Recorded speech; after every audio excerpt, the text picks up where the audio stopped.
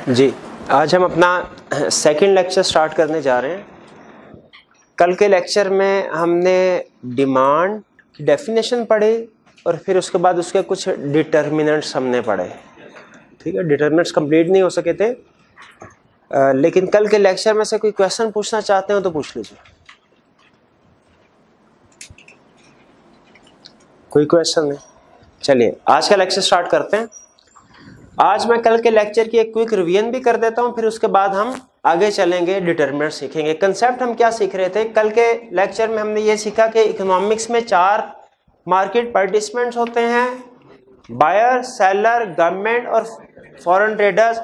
उसमें बायर और सेलर की स्टडी करने को माइक्रो इकोनॉमिक्स कहा जाता है और गवर्नमेंट और इंटरनेशनल ट्रेडर्स के बिहेवियर को स्टडी करने को हम मैक्रो इकोनॉमिक्स कहते हैं। पहले हमने माइक्रो इकोनॉमिक्स स्टार्ट किया। माइक्रो इकोनॉमिक्स में हमारे पास ऑप्शन थी, पहले बायर का डिसीजन एनालिसिस करें या सेलर का। हमने डिसाइड किया पहले बायर का डिसीजन एनालिसिस करते हैं।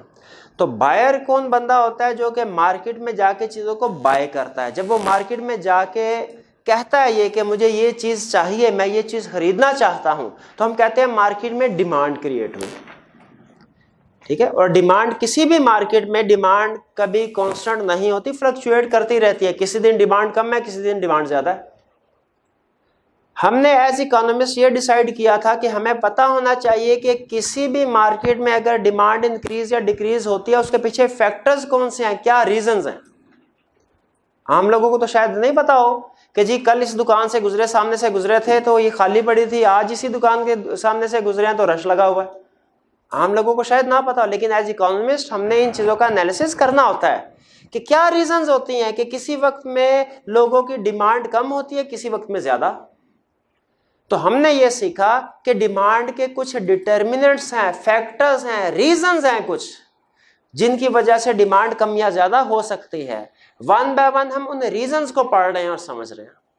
कल के लेक्चर में हमने जो रीजंस कवर कर लिए थे डिटेल में, वो थे प्राइमरी डिटर्मिनेंट यानी प्राइस ऑफ द प्रोडक्ट, कि ये प्राइमरी डिटर्मिनेंट होता है जिस चीज का हम एनालिसिस कर रहे हैं, जिसकी डिमांड का एनालिसिस कर रहे हैं, उसमें सबसे अहम फैक्टर उस चीज की प्राइस का है। अगर उस चीज की प्राइस इंक्रीज होगी तो उसकी क्वांटिटी डिमांडेड डिक्रीज हो जाएगी, और अगर इस प्रोडक्ट की प्राइस डिक्रीज होगी इसकी क्वांटिटी डिमांडेड इंक्रीज हो जाएगी। ये क्लियर है? नेक्स्ट हमने इनकम ऑफ द कंज्यूमर की बात की। हमने कहा कंज्यूमर की इनकम चेंज होने से भी डिमांड पे फर्क पड़ता है। अगर कंज्यूमर की इनकम इंक्रीज हो जाए, नॉर्मल गुड्स की डिमांड क्या होगी? इंक्रीज हो जाएगी। अगर इनकम डिक्रीज हो जाए, नॉर्मल गुड की डिमांड डिक्रीज हो जाएगी। लेकिन हमने इसके साथ एक कंसर्न पढ़ा था इंफीरियर गुड का। इंफीरियर गुड क्या थे? वैसे गुड्स जिनके जो नॉर्मली लो क्वालिटी की होते हैं। ठीक है, इंफीरियर गुड के केस में अगर इनकम बढ़ती है तो लोग इंफीरियर गुड्स की डिमांड को कम कर देते हैं, और अगर इनकम कम होती है तो इंफीरियर गुड्स की डिमांड को बढ़ा देते हैं, ज्यादा कर देते हैं। ये था हमारा concept income of consumer. Next price of complement good. ये डिटर्मिनेंट समझने से पहले हमें पता होना चाहिए कंप्लीमेंट गुड कहते किसको हैं। कंप्लीमेंट गुड ऐसे गुड्स को कहते हैं जो हमारी मेन गुड्स के साथ कंज्यूम होती हैं। अगर दो गुड्स कंप्लीमेंट गुड्स हैं तो याद रखिए दोनों इकट्ठे इंक्रीज होंगी डिमांड उनकी या इकट्ठे डिक्रीज होगी। कंप्लीमेंट गुड की एग्जांपल में हमने कौन सी एग्जांपल डिस्कस किए थे? Car and petrol, bat and ball, toothbrush and toothpaste. एक की डिमांड बढ़ती है तो दूसरे की भी बढ़ती है, एक की डिमांड कम होती है दूसरे की भी कम होती है। डिटर्मिनेंट के वाले से अब सुनिए, अगर कंप्लीमेंट गुड की प्राइस, कंप्लीमेंट गुड की प्राइस, मेन गुड की बात नहीं कर रहा, कंप्लीमेंट गुड की प्राइस बढ़ जाए तो उसकी अपनी डिमांड पे क्या फर्क पड़ेगा, और हमारी मेन गुड जिसका एनालिसिस कर रहे हैं इसकी डिमांड पे क्या फर्क पड़ेगा? कम हो जाए, क्योंकि कंप्लीमेंट गुड है, इकट्ठे मूव करना है इन्होंने। और अगर कंप्लीमेंट की प्राइस डिक्रीज हो जाए, कंप्लीमेंट की अपनी डिमांड क्या होगी? इंक्रीज हो जाएगी, और हमारी मेन गुड जो है जिसका एनालिसिस कर रहे हैं इसकी डिमांड भी क्योंकि दोनों ने इकट्ठे मूव करना है, कंप्लीमेंट का रूल ये होता है, दोनों की क्वांटिटी इकट्ठे इंक्रीज डिक्रीज होती है। नेक्स्ट कंसेप्ट है हमारा प्राइस ऑफ सब्स्टिट्यूट गुड का। अच्छा, इस फैक्टर को भी पढ़ने से पहले हमें सब्स्टिट्यूट गुड समझना पड़ेगा क्या होते हैं। सब्स्टिट्यूट गुड कंप्लीमेंट गुड्स का अपोजिट है। कंप्लीमेंट गुड्स वो होती हैं जो इकट्ठे कंज्यूम होती है, इकट्ठे इस्तेमाल होते हैं। सब्स्टिट्यूट गुड वो हैं जो कि इकट्ठे इस्तेमाल नहीं होती। अगर आप एक को इस्तेमाल करेंगे तो दूसरे की जरूरत ही नहीं है, दूसरे को इस्तेमाल नहीं करते। ये वो गुड्स होती हैं जो सेम नीड्स को सेटिस्फाई करते हैं, जिनका पर्पस सेम होता है, इन्हें कहते हैं सब्स्टिट्यूट गुड। जैसे कोक और पेप्सी, क्लासिक एग्जांपल। आप अगर पेप्सी पी लेते हैं तो फिर कोक की जरूरत नहीं है, कोक पीते हैं पेप्सी की जरूरत नहीं है। सब्स्टिट्यूट गुड में याद रखिए डिमांड अपोजिट मूव करती है, यानी अगर आप एक चीज को कंज्यूम कर रहे हैं तो इसका मतलब है दूसरी को नहीं कर रहे हैं। सब्स्टिट्यूट गुड का रूल क्या है, अगर सब्स्टिट्यूट गुड के प्राइस इंक्रीज हो जाए, हमारी मेन गुड की डिमांड पे क्या फर्क पड़ेगा, ये सुन लीजिए। Price of substitute good increase हो गई, उसकी अपनी डिमांड क्या होगी, और हमारी मेन गुड की डिमांड बढ़ जाए, क्योंकि सब्स्टिट्यूट में अपोजिट मूव करना। और अगर जो सब्स्टिट्यूट गुड है उसकी प्राइस कम हो जाए, उसकी डिमांड क्या होगी, और हमारी मेन गुड की। ये कंसेप्ट समझ आता है, कंप्लीमेंट गुड सब्स्टिट्यूट गुड।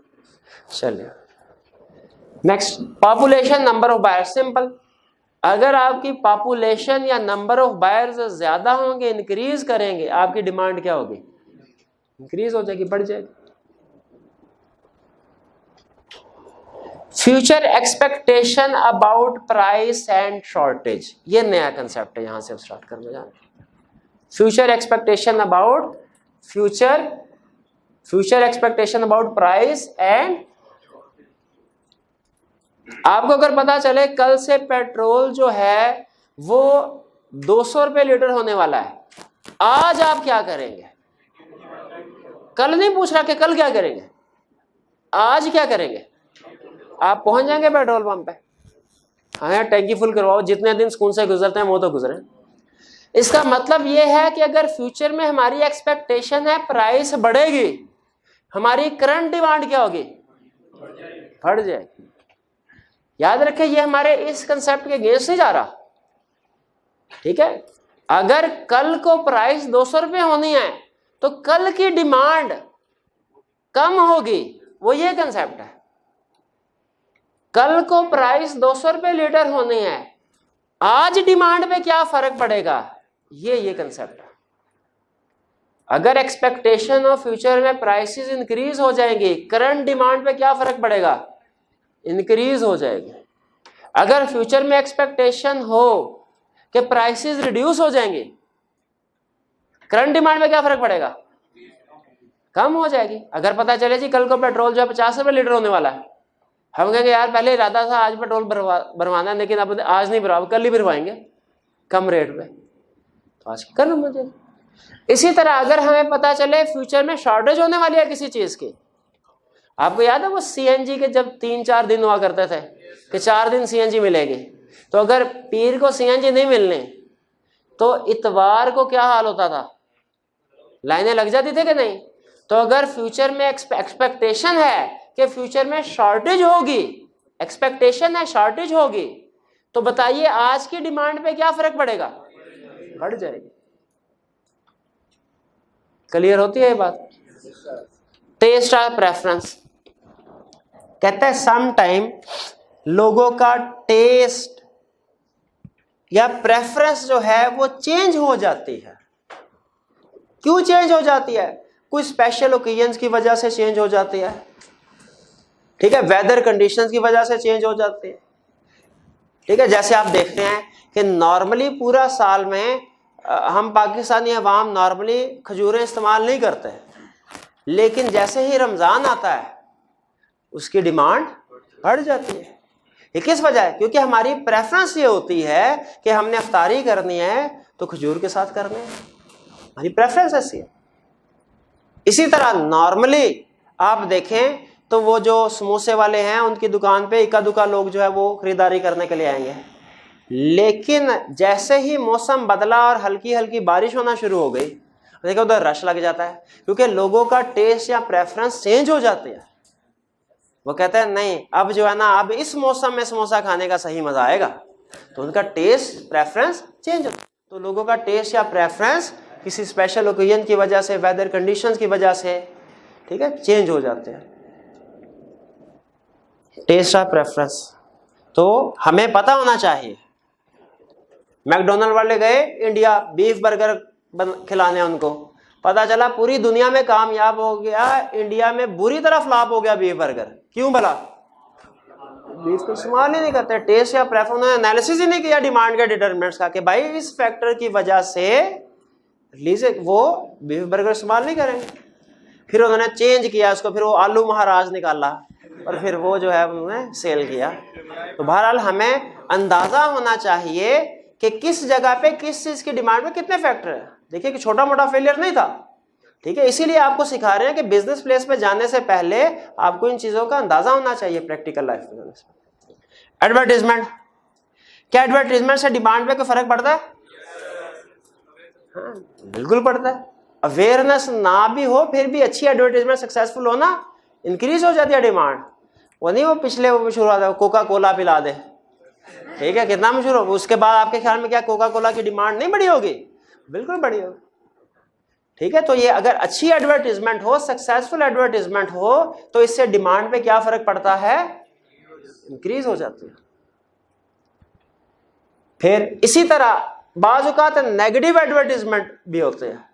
अखबार में आर्टिकल छप जाए, जी कोक और पेप्सी पीने से मैदे का कैंसर हो सकता है। अगर ये आर्टिकल छप जाए अखबार में, आप बताइए क्या उनकी डिमांड पे कोई फर्क पड़ेगा?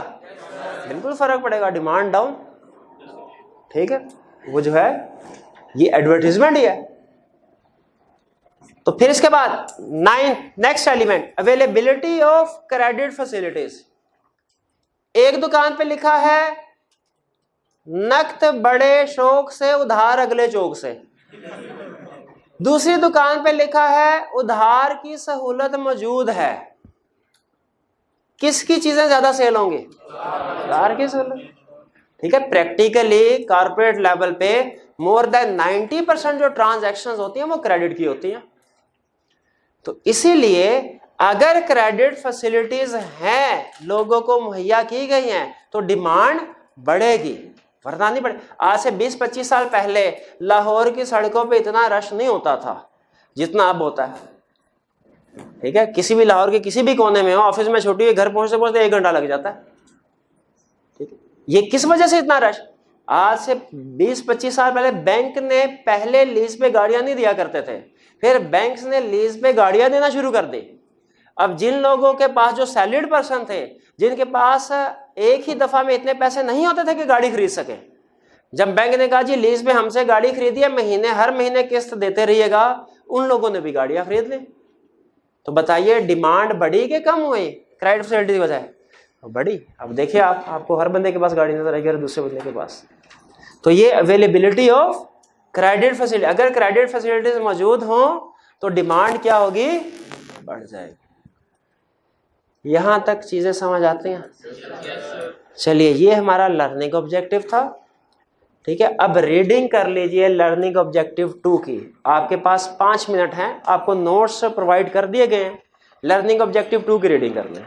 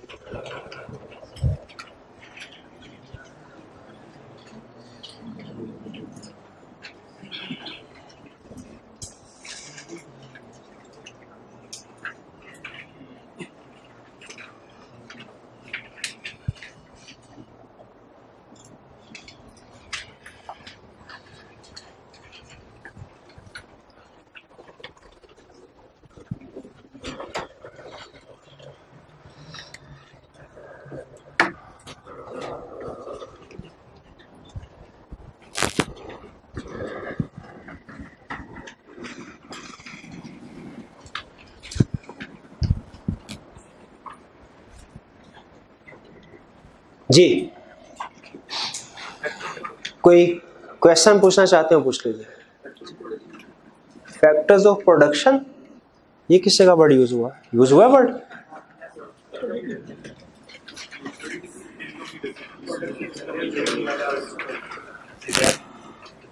इनकम और वेल्थ में डिफरेंस। हाँ जी, देखिए इनकम है हमारे वो जो हम मंथली बेसिस पे अर्न करते हैं, जो मंथली बेसिस पे मेरी इस महीने की सैलरी मेरी इनकम है, ठीक है। वेल्थ वो है जो मैंने पिछले सालों की इनकम खर्च नहीं की, पिछले सालों की वो इनकम जो खर्च नहीं की वो वेल्थ है। और जो मेरी करंट जो मैं अर्न कर रहा हूं ये मेरी इनकम है। इसमें जो वर्ड यूज हुआ है फैक्टर ऑफ प्रोडक्शन, इसके बजाय फिलहाल वर्ड यूज कर लें इंडिविजुअल, ठीक है, कि इंडिविजुअल जो है जो अर्न करते हैं। फैक्टर ऑफ प्रोडक्शन क्या है ये हम आगे डिस्कस करेंगे एक चैप्टर में डिटेल में। जी, नंबर 9 और नंबर 1 क्या ये दोनों एक दूसरे के अपोजिट तो नहीं है?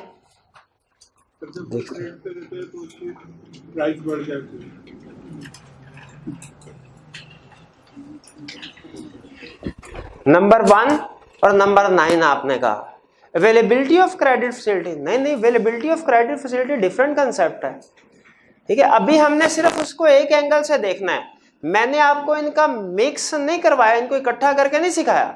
अभी मैं आपको सिखा रहा हूं कि डिमांड का फैक्टर्स का, जितने भी फैक्टर्स हमने पढ़े हैं इनमें से हर फैक्टर का इंडिविजुअली डिमांड पे क्या इफेक्ट आ रहा है ये सिखा रहा हूं। अभी मैंने इनको एग्रीगेट नहीं किया, इकट्ठा नहीं किया कि दो फैक्टर्स को इकट्ठे मिला के मैं आपको बता दूं, ऐसे नहीं। अभी फिलहाल सिर्फ, क्योंकि देखिए किसी भी सब्जेक्ट को जब हमने सीखना होता है ना स्टार्ट में, तो स्टेप बाय स्टेप चलते हैं। अभी हम एक एक फैक्टर जो है उसको सामने रख के कंसेप्ट को स्टडी कर रहे हैं।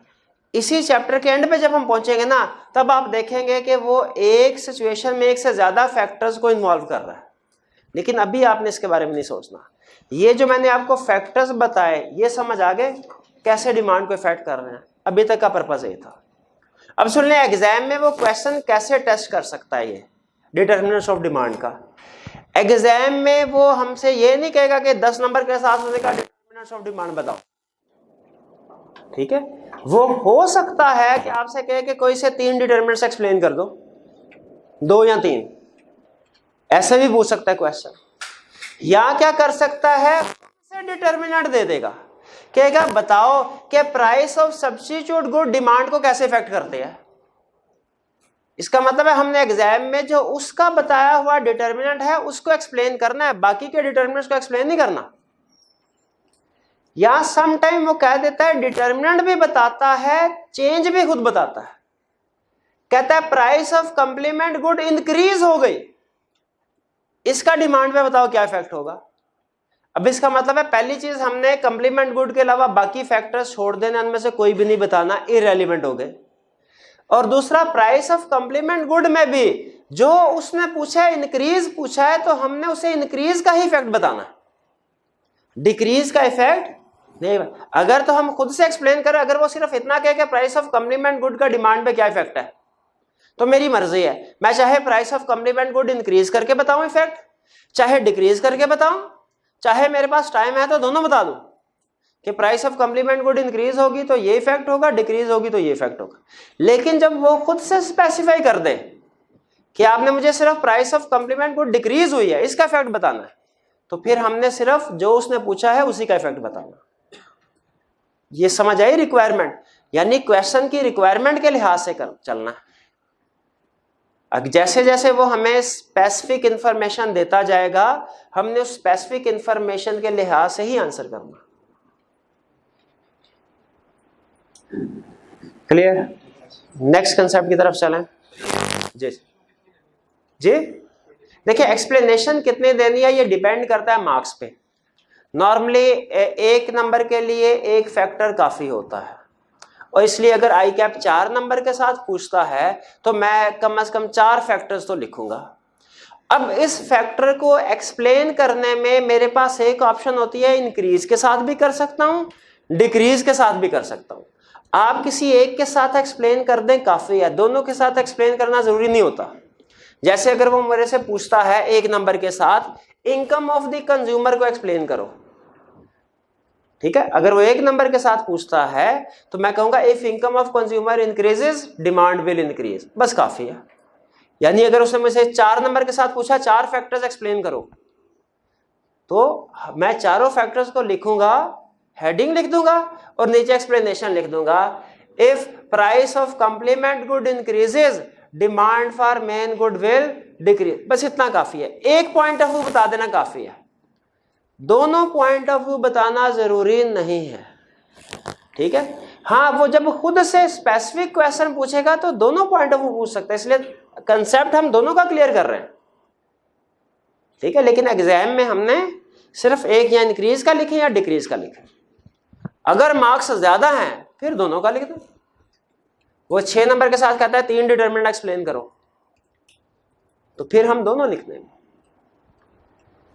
जी चलिए नेक्स्ट कंसेप्ट की तरफ चलते हैं। आज के लेक्चर में हम जो दूसरा कंसेप्ट पढ़ने जा रहे हैं वो है law of demand. Law of demand क्या है? देखिए इसमें लफ्ज लॉ से आपने कंफ्यूज नहीं होना कि हम कोई शायद कानून की किताब पढ़ने लगे, नहीं। लॉ सिर्फ उन्होंने अपनी जो थ्योरीज इकोनॉमिस्ट प्रेजेंट करते हैं थ्योरी, इसको ज्यादा इंपोर्टेंस शो करवाने के लिए वो लॉ का नाम दे देते हैं, वरना है ये थ्योरी ऑफ डिमांड। और ये है क्या? बहुत आसान, पढ़ चुके हैं आप। लॉ ऑफ डिमांड क्या है भला? लॉ ऑफ डिमांड है डिमांड का प्राइस के साथ रिलेशनशिप, इसको डिटेल में स्टडी करना। डिमांड का और प्राइस का रिलेशनशिप डिटेल में स्टडी करना, यह कहलाता है law of demand. Law of demand क्या है? डिमांड का और प्राइस का रिलेशनशिप डिटेल में स्टडी करना। ब्रीफली रिलेशनशिप तो हम यहां पे डिस्कस कर चुके हैं, क्या? If price of a good increases it's quantity demanded decreases, if price of a good decreases it's quantity demanded increases. या ब्रीफ। अब इसको हमने डिटेल में स्टडी करना है तो ये कहलाता है लॉ ऑफ डिमांड। एग्जाम में उसने कहा जी लॉ ऑफ डिमांड एक्सप्लेन करना, हमने कहा बिल्कुल ठीक, अभी कर देते हैं। पहली चीज ध्यान में रखिएगा, इकोनॉमिस्ट जब कभी किसी भी थ्योरी को प्रेजेंट करते हैं, किसी भी लॉ को प्रेजेंट करते हैं, तो वो उसे एक नहीं, दो नहीं, तीन तरीकों से प्रेजेंट करते हैं। इकोनॉमिस्ट दुनिया में जब कभी किसी भी लॉ को प्रेजेंट करते हैं, कोई नई थ्योरी प्रेजेंट करनी है, लोगों को समझानी है, बतानी है, कितने तरीकों से करेंगे? तीन तरीकों से। एक तरीका है आम लोगों वाला, एक तरीका है उन लोगों वाला जिनका मैथ स्ट्रांग है, और एक है इकोनॉमिस्ट का फेवरेट अपना, जिसमें उनके स्पेशलाइजेशन। तीन तरीके। आम लोगों का तरीका क्या होता है? डिस्क्रिप्टिव फॉर्म में, स्टेटमेंट फॉर्म में उस कंसेप्ट को, उस थ्योरी को, उस लॉ को प्रेजेंट करना, डिस्क्रिप्टिव फॉर्म कहलाता है। मैथमेटिक्स वाला कौन सा है फॉर्म ऑफ प्रेजेंटेशन? टेबल या शेड्यूल, या इसे न्यूमेरिक एग्जाम्पल भी कहता है एग्जाम में। टेबल या शेड्यूल के जरिए से उसी लॉ को प्रेजेंट करना। देखिए मैसेज वही होगा जो डिस्क्रिप्टिव फॉर्म में है, टेबल फॉर्म में भी मैसेज वही होगा, डायग्राम या ग्राफ में भी मैसेज वही होगा, सिर्फ प्रेजेंटेशन का तरीकाकार फर्क है। डिस्क्रिप्टिव फॉर्म में वो स्टेटमेंट फॉर्म में एक्सप्लेन करवाता है, टेबल फॉर्म में नंबर के जरिए से उसी कंसेप्ट को एक्सप्लेन करवाता है, और डायग्राम में वो ग्राफ बनवा के एक्सप्लेन करवाता है। ठीक, तो सबसे पहले हम पढ़ते हैं कि हमने लॉ ऑफ डिमांड जो है इसको डिस्क्रिप्टिव फॉर्म में कैसे एक्सप्लेन करना है, लॉ ऑफ डिमांड को।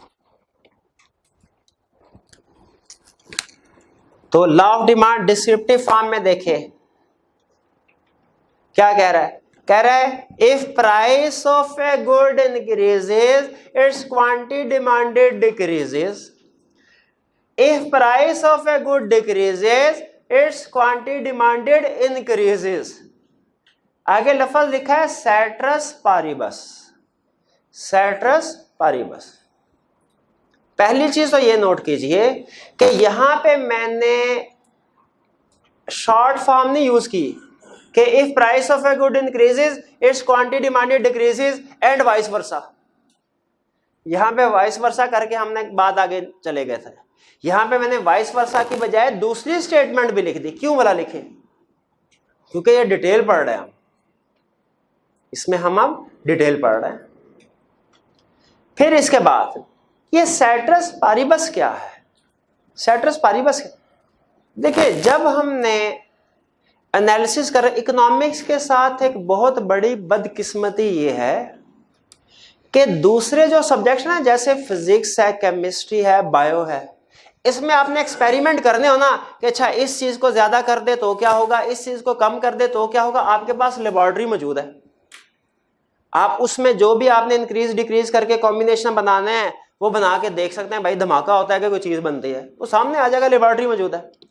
इकोनॉमिक्स में जब हमने चीजों का एनालिसिस करना होता है, हमारे पास कोई लेबोरेटरी मौजूद नहीं है, हमें रियल मार्केट का एनालिसिस करना होता है। जैसे फर्ज कीजिए अगर आप ये देखना चाहते हैं कि मुल्क में इंटरेस्ट रेट को अगर बढ़ा दिया जाए इकोनॉमी पे क्या फर्क पड़ता है, आपके पास कोई लेबोरेटरी ऐसी नहीं है जिसमें आप इंटरेस्ट रेट को बढ़ा के देख सके क्या फर्क पड़ता है। आपको रियल वर्ल्ड में देखना पड़ता है कि वो कौन सा मुल्क है जिसने रिसेंटली पिछले साल 6 महीनों में इंटरेस्ट रेट अपना इंक्रीज किया है, और उसके बाद फिर उसकी इकोनॉमी पे क्या असरात पड़े, वहां से हमें पता चलता है। हमारे पास कोई लेबोरेटरी नहीं है। और जब हम रियल मार्केट में जाते हैं वहां पे मसला ये होता है कि वहां पे सारे फैक्टर्स इकट्ठे काम कर रहे होते हैं। जैसे इंटरेस्ट रेट बढ़ा तो हो सकता है वो कहे सर इसके बाद हमारी एक्सपोर्ट बढ़ गई। हम कहे भाई इकोनॉमी में सिर्फ एक ही फैक्टर इंटरेस्ट रेट थोड़ा ही था, और भी बहुत से फैक्टर्स काम कर रहे थे। अब पता नहीं इंटरेस्ट रेट की वजह से एक्सपोर्ट बढ़ी है कि किसी दूसरे फैक्टर की वजह से बढ़ी है, यह डिसाइड करना मुश्किल हो जाता है। इसीलिए थ्योरेटिकली हम किसी कंसेप्ट को अंडरस्टैंड करने के लिए फिर हमें अजम्पशन लेना पड़ती है। अजम्पशन का मतलब है फर्ज करना पड़ता है कि अगर हम किसी एक चीज के ऊपर 10 चीजें इफेक्ट कर रही हैं और हमने उसका एक का एनालिसिस करना है उस मेन चीज के साथ, तो हमें फर्ज करना पड़ता है कि बाकी की चीजें कांस्टेंट हो गई, बाकी की चीजें सेम हैं, उनमें कोई चेंज नहीं है, उनको इररेलेवेंट कर दिया जाता है ताकि हम उस मेन चीज का उस एक फैक्टर के साथ रिलेशनशिप देख ले क्या है। तो ये इसको हम कहते हैं इकोनॉमिक्स में अजम्पशंस, एज्यूम करना, फर्ज करना। याद रखें ये अजम्पशंस रियल लाइफ में ट्रू नहीं होती, लेकिन हम थ्योरेटिकली चूंकि कंसेप्ट को समझना है और हम 10 की 10 चीजों को इकट्ठा नहीं समझ सकते कि इसका क्या इफेक्ट होगा, हमें एक एक करके उनको एक्सप्लेन करना पड़ता है। और जब हम किसी एक चीज का एनालिसिस कर रहे हैं दूसरी चीज के साथ, तो बाकी के फैक्टर्स को कांस्टेंट रखना। अब यहां पे लॉ ऑफ डिमांड क्या है? बेसिकली लॉ ऑफ डिमांड है डिमांड और प्राइस का रिलेशनशिप बता रहा है। लेकिन मुझे बताइए कि क्या डिमांड को सिर्फ प्राइस इफेक्ट करती है कि अदर फैक्टर्स, अदर डिटरमिनेंट भी इफेक्ट करते हैं? भी इफेक्ट करते हैं, ठीक है। लेकिन जब मैंने थ्योरेटिक प्रैक्टिकली तो मार्केट में जाके सारे के सारे इकट्ठे ही यूज हो रहे होंगे, इकट्ठे अप्लाई हो रहे होंगे, सारी फोर्सेस इकट्ठे काम कर रही होंगी। लेकिन जब क्लासरूम में बैठ के हमने कंसेप्ट समझना है, तो मुझे इस वक्त लॉ ऑफ डिमांड को समझाते हुए सिर्फ प्राइस और डिमांड को कंसीडर करना चाहिए कि बाकी फैक्टर्स को भी करना चाहिए? मुझे सिर्फ प्राइस और डिमांड को, क्योंकि मैं रिलेशनशिप सिर्फ इनका डिस्कस कर रहा हूं। हाँ, अगर मैं कभी आगे चल के इनकम का डिमांड के साथ रिलेशनशिप स्टडी करूंगा, तो फिर मैं इन दो फैक्टर्स को लेके चलूंगा, बाकी को साइड पे लगा दूंगा, ठीक है। तो ये जो कंसेप्ट होता है कि हमने जब दो चीजों का, दो फैक्टर, दो चीजों का रिलेशनशिप बताना है, या स्पेसिफिकली लॉ ऑफ डिमांड में हमने प्राइस और डिमांड का रिलेशनशिप बताना है, तो हमें दूसरे फैक्टर्स को साइड पे करना पड़ता है। इसको कहते हैं सेट्रस पारिबस। सेट्रस पारिबस का मतलब होता है other things remaining the same, other factors remain constant, other factors are unchanged. यानी हम ये दो फैक्टर्स का सिर्फ एनालिसिस कर रहे हैं, प्राइस और डिमांड, इन दो चीजों का आपस में रिलेशनशिप बना रहे हैं। बाकी चीजों को हमने क्या अज्यूम किया? वो कांस्टेंट है, उनमें कोई चेंज नहीं है, कोई चेंज नहीं है। ये अजम्पशन क्या होती है ये समझ आया आपको? अजम्पशन जो है, हाइपोथेटिकली हम एज्यूम करते हैं कि जिन चीजों का हम एनालिसिस कर रहे हैं वो तो चेंज हो रही है, बाकी की चीजें चेंज नहीं हो रही, ठीक है। ये प्रैक्टिकली अजम्पशंस जो हैं जितनी भी होती हैं इकोनॉमिक्स में, प्रैक्टिकली ट्रू नहीं होती, क्योंकि प्रैक्टिकली मार्केट में साइमल्टेनियसली हर चीज जो है काम कर रही है। At the same time advertisement भी हो रही है, at the same time population पे भी फर्क पड़ रहा है, at the same time prices भी चेंज हो रही है, कंज्यूमर की इनकम भी चेंज हो रही होगी। लेकिन जब हमने कंसेप्ट समझना है तो एक एक करके लेके चलना है। अजम्पशन का मतलब समझ आ गया, सेट्रस पारिबस का मतलब बाकी की चीजें अनचेंज्ड। अच्छा मुझे बताइए, लॉ ऑफ डिमांड पढ़े, लॉ ऑफ डिमांड की अजम्पशंस क्या है भला?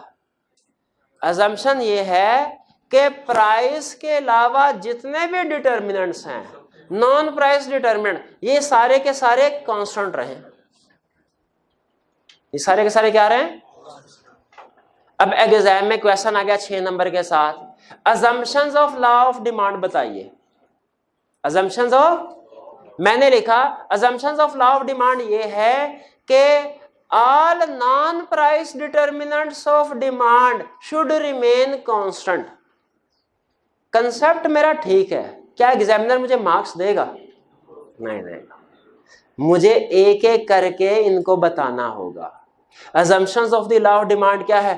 पहली assumption, income of consumer should remain constant कह ले, रिमेन सेम कह ले, अनचेंज कह ले, आपकी मर्जी है, सारे ठीक है। Price of complement good remain, price of substitute good constant, इसके साथ कांस्टेंट कर लें, इसके साथ रिमेन सेम कर लें, इसके साथ अनचेंज कर लें, थोड़ा थोड़ा वैरायटी उसको देते जाए, उसे पता हो यार हमने रट्टा नहीं लगाया, हमने कंसेप्ट समझा, ठीक है, चीज एक ही है। लेकिन याद रखें अजम्पशन में ये नहीं कहना price of the good remain same, इसका तो एनालिसिस कर रहे हैं, इसका तो एनालिसिस कर रहे हैं। नॉन प्राइस डिटर्मिनेंट जो है, नॉन प्राइस डिटर्मिनेंट कौन से हैं? प्राइस का, ये मैंने बताया था कल की डिटर्मिनेंट है, प्राइमरी डिटर्मिनेंट है। इसके अलावा जितने भी डिटर्मिनेंट्स हैं इनको हम क्या कहते हैं? सेकेंडरी डिटर्मिनेंट्स या non price determinant, non price determinant, ये सारे नॉन प्राइस डिटर्मिनेंट्स। तो अगर हमसे कहे असम्पशंस लिखो, हमने क्या लिखना है? नॉन प्राइस डिटर्मिनेंट, कि ये चेंज नहीं होने चाहिए। यहां तक क्लियर है? आगे चलें तो ये देखें, पहला, जब एक इकोनॉमिस्ट किसी भी लॉ को प्रेजेंट करते हैं कितने तरीकों से करते हैं? डिस्क्रिप्टिव फॉर्म में, टेबल शेड्यूल या न्यूमेरिक एग्जांपल फॉर्म में, डायग्राम या ग्राफ की शक्ल। डिस्क्रिप्टिव फॉर्म में क्लियर हो गया, price of a good increases, quantity demand decrease, price of a good decreases, quantity demand decrease. आगे चलें, अब ये नोट कीजिएगा, मैसेज यही होगा, प्रेजेंटेशन मेरी चेंज होने लगे। अब हम आते हैं टेबल या शेड्यूल की तरफ। अच्छा, अब ध्यान में रखिएगा, टेबल या शेड्यूल, पूरी इकोनॉमिक्स में जितने भी टेबल या शेड्यूल हम बनाते हैं सारे फर्जी हैं, हाइपोथेटिकल है, खुद से फिगर एज्यूम की होती हैं, खुद से फिगर एज्यूम की। तो जब खुद से फिगर एज्यूम करनी है तो बताइए हमें इजी फिगर एज्यूम करनी चाहिए कि कॉम्प्लेक्स फिगर, ऐसी जो याद करना और याद रखना आसान हो। तो याद रखिए, हम यहाँ पे जो फिगर यूज करेंगे वो इजी फिगर, कॉम्प्लेक्स नहीं होंगी। कुछ बुक्स में कॉम्प्लेक्स फिगर भी यूज होती हैं, वो भी ठीक है, गलत नहीं है, वो भी ठीक है। लेकिन जब हमारे पास दोनों ऑप्शन है, इजी और डिफिकल्ट, तो हम अपनी जिंदगी क्यों मुश्किल करें, जिंदगी आसान करते हैं। तो हमारी फिगर जो है वो होंगी सिंपल, हमारी फिगर स्मॉल होंगी, कंसेप्ट स्मॉल नहीं होगा, कंसेप्ट लार्ज होगा। तो देखें, मैंने बताना है, अब कहता है फर्ज कीजिए एक गुड की प्राइस है, फर्ज कीजिए गुड की प्राइस है 1 2 3 4 5 5 4 3 2 1। ये टेबल हमें बता क्या रहा है? ये कह रहा है इस गुड की प्राइस जब 1 है तो इसकी डिमांड है 5 लोग इसको खरीदने को तैयार है, जबकि इसकी प्राइस 2 हो गई, अब 4 पर्सन खरीदने को तैयार है। प्राइस 3 हो गई, प्राइस 4 हो गई तो 2, और प्राइस 5 हो गई तो डिमांड कितनी है? 1। टेबल याद हो गया? 1 2 3 4 5 5 4 3 2 1। कौन सा टेबल याद हुआ हमें? लॉ ऑफ डिमांड का। अब मैसेज देखें, क्या इसका मैसेज वही है जो डिस्क्रिप्टिव फॉर्म में था? नोट कीजिएगा, if price of a good increases it's quantity demanded decreases, if price of a good decreases it's quantity demanded increases, other factors remaining same. देखें, मैंने प्राइस और डिमांड के अलावा कोई और फैक्टर लेके आया यहाँ पे, इसका मतलब अदर फैक्टर्स रिमेनिंग सेम। देखिए, वही मैसेज इधर है, वही मैसेज इधर है, लेकिन बस इकोनॉमिक्स की प्रैक्टिस है, उन्होंने जो लॉ देना है उन्होंने डिस्क्रिप्टिव फॉर्म में भी देना है, टेबल फॉर्म में भी देना है और डायग्राम में भी देना है। वही message, price of a good increases quantity demand decreases, price of a good decreases quantity demanded. Clear? Law of demand descriptive form में क्लियर हो गया, टेबल शेड्यूल फॉर्म में या न्यूमेरिक एग्जांपल भी से कहते हैं, क्लियर हो गया? अब डायग्राम या ग्राफ, क्लास में कितने ऐसे स्टूडेंट हैं जिन्होंने जिंदगी में कभी डायग्राम या ग्राफ नहीं बनाया हुआ? चलिए, एक स्टूडेंट है, बाकी सबने बनाया हुआ है। आपने कहाँ बनाया, किस फेज पे बनाया हुआ है? ये सीए में या उससे पहले? सीए से। चले कोई बात, मैं एज्यूम एक स्टूडेंट, हाँ चले ठीक है, AFC में भी होता है, चल रहे। लेकिन हमारी क्लास में एक स्टूडेंट ऐसे हैं जिन्होंने इससे पहले डायग्राम या ग्राफ नहीं बनाया, तो मैं एज्यूम करता हूं किसी ने भी नहीं बनाया होगा। पहले सिखाना तो पड़ेगा ना, उनका कोई कसूर नहीं है। तो देखें, जब कभी हम डायग्राम बनाते हैं, ये शेप कहलाती है, ये इस तरह के, ये L शेप हम इसको ड्रॉ करते हैं। इसमें ये जो हॉरिजेंटल लाइन है इसको हम कहते हैं एक्स एक्सिस, ये जो वर्टिकल लाइन है इसको कहते हैं वाई एक्सिस। कोई ना कोई चीज मेजर करते हैं हम एक्स एक्सिस पे, कोई ना कोई चीज मेजर करते हैं वाई एक्सिस पे। ये हम जो डायग्राम बना रहे हैं लॉ ऑफ डिमांड की है। इसका मतलब है इसमें जो दो चीजें मेजर करनी है, एक है प्राइस, एक है क्वांटिटी डिमांडेड। ठीक है। अब ये हमारी मर्जी नहीं होती कि हमने एक्स एक्सिस पे प्राइस लिखना है या क्वांटिटी डिमांडेड लिखनी है। ये जो बंदा लॉ प्रेजेंट कर रहा है ना, उसकी मर्जी होती है। ठीक है। इसीलिए जिस बंदे ने लॉ ऑफ डिमांड प्रेजेंट किया, उसने वाई एक्सिस पे लिखा प्राइस और एक्स एक्सिस पे लिखा क्वांटिटी डिमांडेड। Quantity demanded.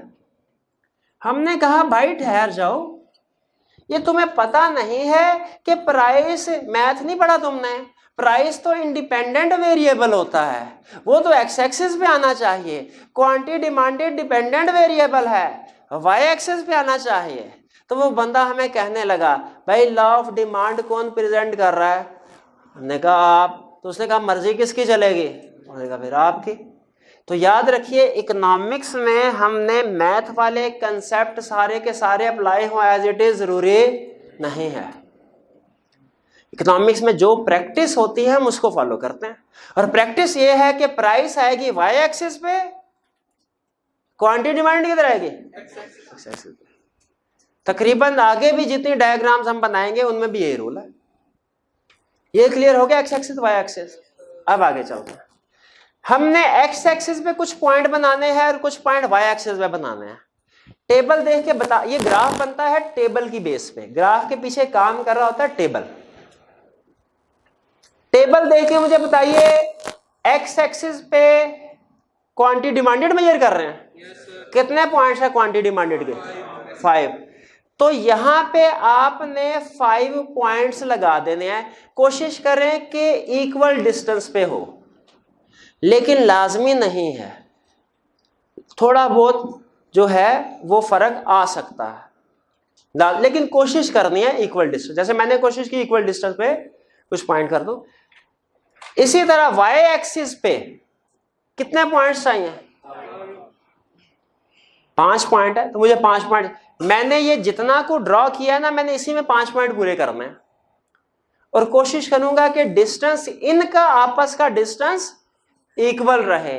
इनका आपस का डिस्टेंस, इनका और इनका आपस का डिस्टेंस इक्वल होना जरूरी नहीं है, वो जरूरी नहीं है, लेकिन इनका आपस का डिस्टेंस एक पॉइंट से दूसरे पॉइंट का इक्वल, एक्स एक्सिस पे एक पॉइंट से दूसरे पॉइंट का डिस्टेंस इक्वल होना चाहिए, लेकिन एक्स एक्सिस और वाई एक्सिस दोनों का आपस में डिस्टेंस इक्वल होना जरूरी नहीं।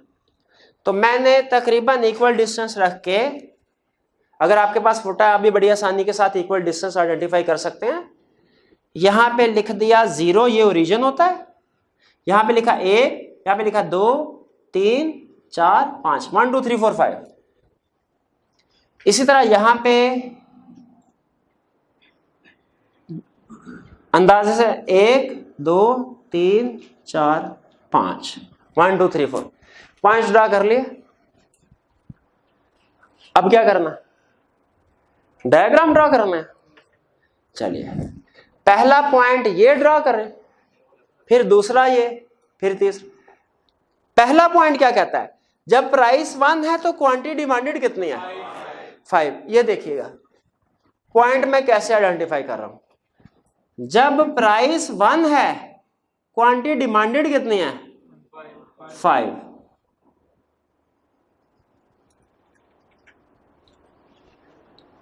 ये मेरा पॉइंट आ गया पहला है। अच्छा, आप देख रहे होंगे कि थोड़ा सा लाइन ऊपर नीचे हो गई है, ठीक है? नहीं कोई फोटो की जरूरत नहीं, मैं वही एक्सप्लेन करने लगा हूं आपको। ये 19-20 हो जाए, इसमें कोई हर्ज नहीं है। क्या एग्जाम में जब हम डायग्राम्स ड्रॉ करेंगे तो हमारे पास फुटा प्रकार होनी चाहिए, उसी से ड्रॉ करने हैं, या फ्री हैंड से डायग्राम ड्रॉ कर सकते हैं? आई कैप कहता है फ्री हैंड से डायग्राम ड्रॉ कर सकते हैं, शर्त यह है कि टेक्निकली ठीक हो। अब टेक्निकली ठीक होने का मतलब क्या है, मैं थोड़ी देर में बताता हूं आपको। फ्री हैंड से आई कैप ने ज्यादा कहा, कहता है 19-20 हो जाए कोई मसला नहीं। दूसरा पॉइंट क्या है, प्राइस 2 है तो 4, प्राइस 2 है, क्वांटिटी डिमांडेड कितने हैं, ये मेरा पॉइंट आ गया। तीसरा पॉइंट कैसे, प्राइस 3 है तो क्वांटिटी डिमांडेड, प्राइस 3 है, क्वांटिटी डिमांडेड 3 है, दोनों यहां मिल रहा है, ये मेरा पॉइंट आ गया। समझ आ रही है भाई, समझ आ रही है आपको कैसे ड्रा? प्राइस 4 है, क्वांटिटी डिमांडेड कितने,